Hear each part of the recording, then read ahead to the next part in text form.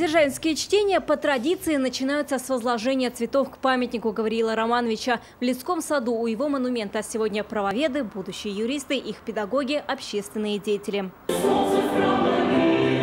Наследие Гавриила Державина важно и интересно с точки зрения развития нашего государства, отмечает Рустам Миниханов. Сегодня Татарстан – один из динамично развивающихся регионов страны. Реализуемые в республике крупные инвестиционные проекты задают высокий уровень жизни.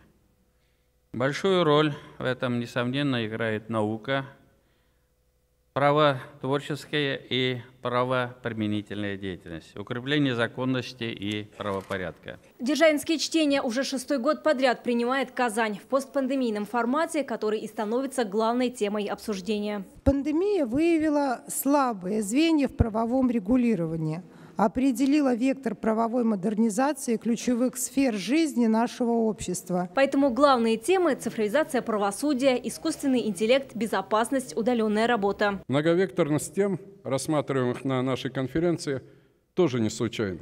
Она напрямую отражает во многом многогранность личности самого Державина, выдающегося общественного и государственного деятеля. Человека, который, будучи потомком именитого татарского Мурзы, никогда не забывал язык и традиции предков. Дзержинские чтения собрали свыше 500 участников, большая часть из них – студенты. В каждом из этих направлений студенты могут найти для себя что-то интересное. Лично для меня более близко это теория государства и права, потому что это такой основополагающий предмет на юридическом факультете. На Дзержинских чтениях работают 6 секций и 8 круглых столов.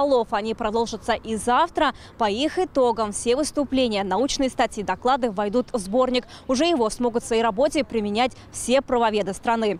Вероника Гайнудинова, Марат Зайдуллин, ТНВ, Казань. Закажи рекламу на ТНВ. Телефон в Казани 5 705 100.